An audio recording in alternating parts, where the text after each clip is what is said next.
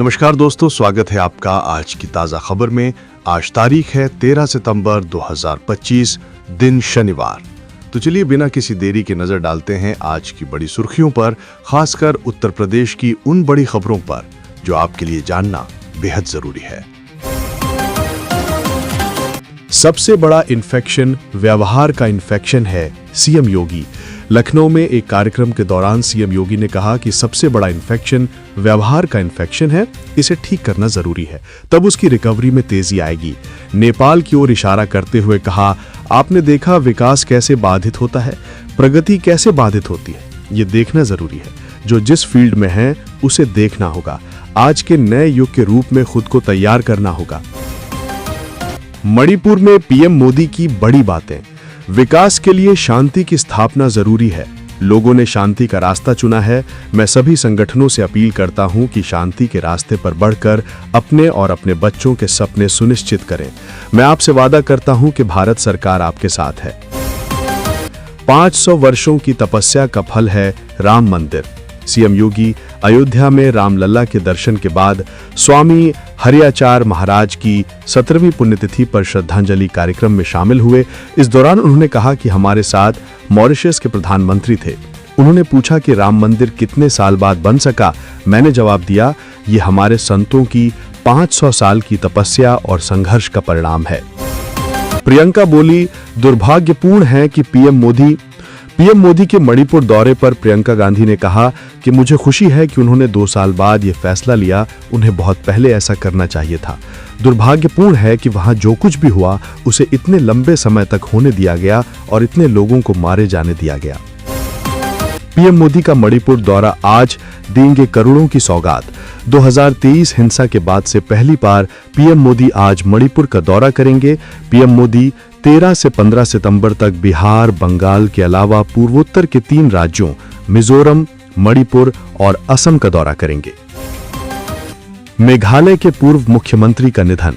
मेघालय के पूर्व CM DD Lapang का निधन हो गया है। वे उम्र संबंधी समस्याओं से पीड़ित थे। उन्होंने कल रात शिलांग के बेथानी अस्पताल में अंतिम सांस ली। यूपी में भारी बवाल, मुस्लिमों ने घेरा थाना, करीब 5000 लोग। शाहजहांपुर में शुक्रवार की देर शाम भारी बवाल मच गया। एक युवक द्वारा फेसबुक पर पैगंबर मोहम्मद और कुरान पर अभद्र टिप्पणी को लेकर पूरे शहर में तनाव की स्थिति बन गई। मुस्लिम समाज के 5000 से अधिक लोगों ने सदर थाने का घेराव कर लिया।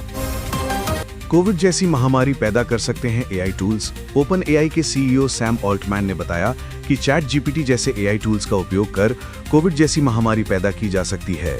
एआई मॉडल जीव विज्ञान में बेहद सक्षम हो रहे हैं, जिससे खतरनाक पैथोजन बनाने का जोखिम है। फोन पे पर आरबीआई ने लगाया जुर्माना। आरबीआई ने फिनटेक कंपनी फोन पे पर 21 लाख रुपए का जुर्माना लगाया है। आरबीआई ने बताया, अक्टूबर 2023 से दिसंबर 2024 तक की अवधि में कंपनी के ऑपरेशंस का वैधानिक निरीक्षण किया गया था। पीएम मोदी ने नई ट्रेनों को दिखाई हरी झंडी, बड़ी बातें। पीएम मोदी ने मिजोरम में 8500 करोड़ के प्रोजेक्ट्स का उद्घाटन किया और 3 नई ट्रेनों को हरी झंडी दिखाई। उन्होंने संबोधन में कहा, बरसों बाद आइजोल रेल नेटवर्क से जुड़ा 11 साल में पूर्वोत्तर का विकास हुआ। पद को अपना समझकर न बैठें, ये महाकाल का आसन है सीएम। लखनऊ में कार्यक्रम के दौरान सीएम योगी ने कहा कि समय के अनुरूप चलते जाएंगे तो हमें कोई पहचानेगा नहीं। इस भ्रम में न रहें कि आप समय के अनुरूप चलेंगे या समय के चक्र को रोक लेंगे। कहते हैं ये महाकाल का आसन है, इस पर न किसी का शासन है। ये जितने भी पद हैं इनको अपना समझकर न बैठें। कान्हा की नगरी में साइकिल पकड़ेगी रफ्तार, सपा की नई रणनीति। कान्हा की नगरी मथुरा में हमेशा राजनीतिक रूप से कमजोर रही समाजवादी पार्टी अब यहां अपनी साइकिल की रफ्तार बढ़ाने की रणनीति बना रही है। ब्रज क्षेत्र को जीतने के लिए सपा ने मथुरा को अपने खास एजेंडे में शामिल किया है। नेपाल में नई सरकार बनने पर पीएम मोदी का रिएक्शन। पड़ोसी देश नेपाल में नई सरकार का गठन होने पर पीएम नरेंद्र मोदी ने रिएक्ट किया है। पीएम मोदी ने कहा, नेपाल की अंतरिम सरकार की प्रधानमंत्री के रूप में पद ग्रहण करने पर सुशीला कार्की को हार्दिक शुभकामनाएं। मणिपुर पहुंचे पीएम, यहां भी पहनी पारंपरिक टोपी। पीएम मोदी मणिपुर पहुंच गए हैं। यहां वो चूराचांदपुर में 7300 करोड़ रुपए से अधिक के विकास परियोजनाओं का शिलान्यास करेंगे। इन परियोजनाओं में 3600 करोड़ रुपए से अधिक की मणिपुर शहरी सड़कें, जल निकासी और परिसंपत्ति प्रबंधन सुधार परियोजना, 2500 करोड़ रुपए से अधिक की 5 राष्ट्रीय राजमार्ग सहित कई परियोजनाएं शामिल हैं। यूपी में 4543 पदों के लिए 15 लाख दावेदार। यूपी पुलिस भर्ती बोर्ड ने 4543 दरोगा और समकक्ष पदों की भर्ती के आवेदकों को फॉर्म में सुधार के लिए मौका दिया है। अभ्यर्थियों को 15 सितंबर तक का समय दिया गया है। इसके लिए अभ्यर्थी बोर्ड की वेबसाइट पर दिए गए लिंक apply.upprp.in पर लॉगिन करें। इसके बाद एप्लीकेशन हिस्ट्री के मॉडिफाइड डिटेल टैब या सेक्शन में जाकर अपने विवरण में संशोधन कर सकते हैं। भर्ती के लिए 15 लाख युवाओं ने आवेदन किया है। लाशों की सौदेबाजी, कीमत 1.5 लाख तक। बरेली यूपी से एक सनसनीखेज मामला सामने आया है। यहाँ जिन शवों को चिता देने के लिए कोई नहीं था, उनसे लाशों की सौदेबाजी का खेल हो रहा था। लाशों से 1.5 लाख कमाई जा रहे थे। यूपी पुलिस का सिपाही नरेंद्र और जिला अस्पताल के पोस्टमार्टम हाउस में तैनात कर्मचारी सुनील कागजों में फर्जीवाड़ा करके शवों का अंतिम संस्कार दिखाते थे और सरकार से मिलने वाला अनुदान भी हड़प लेते थे। लाशें मेडिकल कॉलेजों को बेची जाती थीं।